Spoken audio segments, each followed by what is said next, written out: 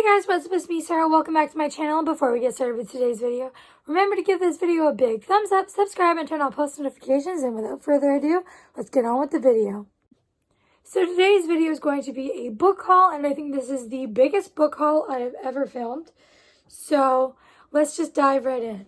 First, from the used bookstore by Debbie Macomber, Finding You Again, which is 2 books in one, White Lace and Promises, which says, back in high school, Maggie Kingsbury and Glenn Lambert were best friends. When they meet again years later at their friend's wedding, both are surprised by the strength of their attraction to each other. After a dizzying night, Glenn makes a spur-of-the-moment proposal and they get married the very next day. Now they'll have to figure out if their marriage was a spontaneous mistake or if they're willing to take a chance on love. And the other book is Jury of His Peers. Caroline Lomax hasn't seen Ted Thomason since she was 12 and he was 15. Back then, she thought he was obnoxious, and she hasn't changed her mind. Thrown together on jury duty, though, she starts to realize how much of a connection they really have. Now Ted wants Caroline to see him as more than a boy from her past. He wants her to see him as the man she'll marry. And those are the first 2 books. Next is A Local Habitation by Seanan McGuire. This says, October, Toby Day is a changeling, the daughter of a man dying, of the Fae and immortal man. Like her mother, she is gifted in blood magic, able to read what has happened to a person through a mere taste of blood. Half human, half fae, outsiders from birth, most changeling are second-class children of fairy, spending their lives fighting for the respect of their immortal relations. Toby is the only changeling who has earned knighthood, and she re-earns that position every day, undertaking assignments for her, I can't pronounce that, Sylvester, the Duke of the Shadowed Hills. Now Sylvester has asked her to go to the county of Tamed Lightning, otherwise known as Fremont, CA, to make sure that all is well with his niece, Countess January O'Leary, whom he has not been able to contact.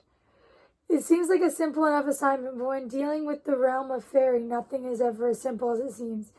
January runs a company that produces computer fantasy games, and her domain is a buffer between Sylvester's realm and a rival whose ruler is looking for an opportunity to seize control.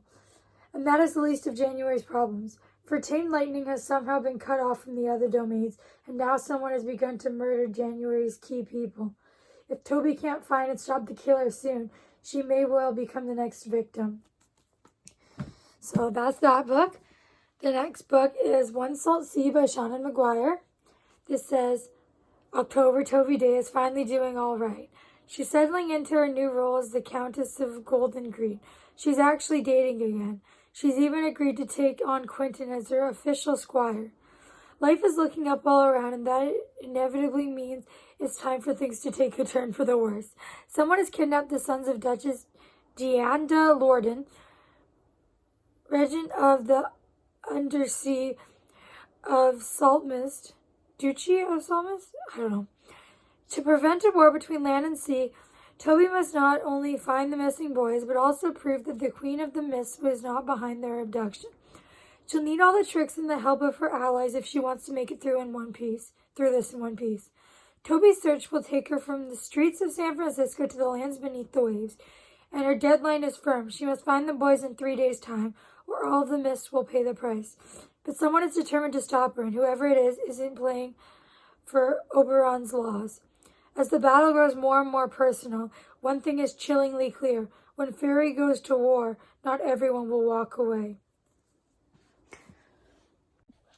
And the last book from the used bookstore is City of Ashes by Cassandra Clare, and I will not read what this is about because this is the second book.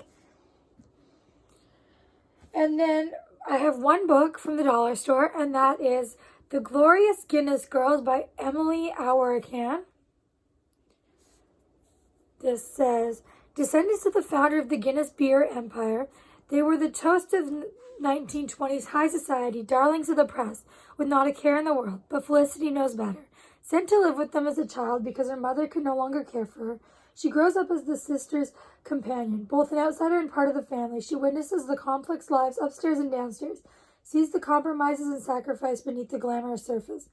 Then at a party one summer's evening, something happens that sends shockwaves through the entire household.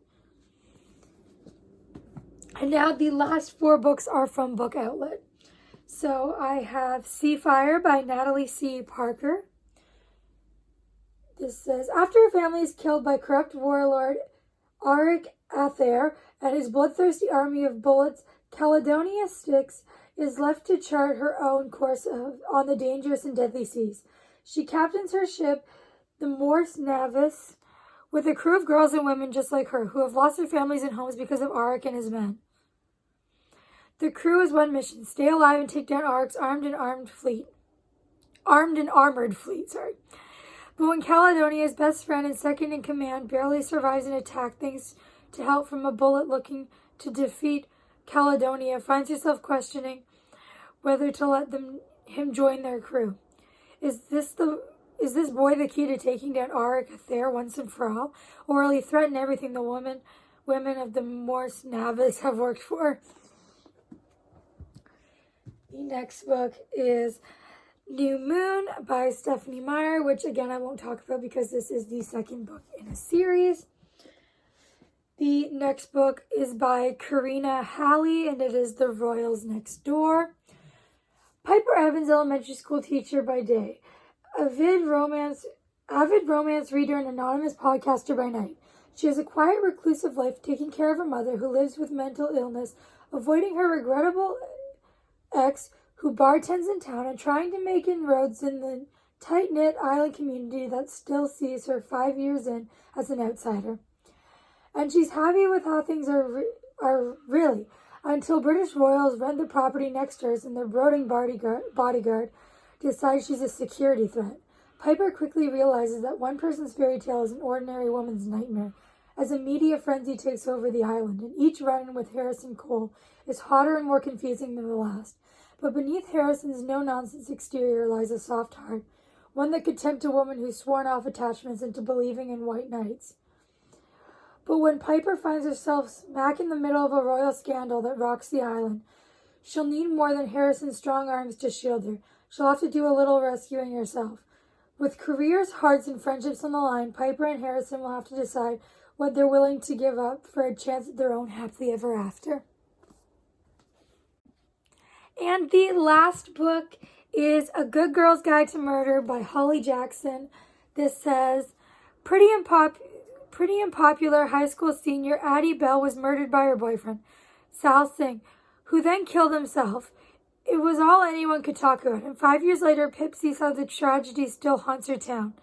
Now a senior herself, Pip decides to re-examine the closed case for her final project, at first just to cast doubt on the original investigation, but soon she discovers a trail of dark secrets that might actually prove Sal innocent, and the line between past and present begins to blur. Someone in Fairview doesn't want Pip digging around for the answers, and now her own life might be in danger. Okay, I know I said that was the last book, but I just got back from chapters, so I bought 2 books and thought I'd just throw them onto this book haul and make it even bigger. So, yeah, let's just get into these books. So the first one I have is Percy Jackson and the Olympians, The Titan's Curse by Rick Riordan, and this is the 3rd book in the series. I have the first 2. And then, oh wait, I should tell you what that's about. Well, no, because it's the 3rd book, so I don't want to spoil anything. And then I have Sweet and Bitter Magic by Adrienne Tooley. This says, Tasman is the most powerful witch of her generation, but after committing the worst magical sin, she is exiled by the ruling coven and cursed with the inability to love. The only way she can get those feelings back, even for just a little while, is to steal love from others. Ren is a source, a rare kind of person who is made of magic, despite being unable to use it herself. Sources are required to train with the coven as soon as they discover their abilities. But Ren, the only caretaker to her ailing father, has spent her life hiding her secret. When a magical plague ravages the queendom, Ren's father falls victim. To save him, Ren proposes a bargain. If Tasman will help her catch the dark witch responsible for creating the plague, then Ren will give Tasman her love for her father. Of course, love bargains are a tricky thing, and these two have a long perilous journey ahead of them. That is if they don't kill each other first. So, that is that book. So those are all the books I got. Thank you guys so much for watching. I hope you enjoyed. And before you go, make sure to give this video a big thumbs up, subscribe, and turn on post notifications. And I will see you all in my next one.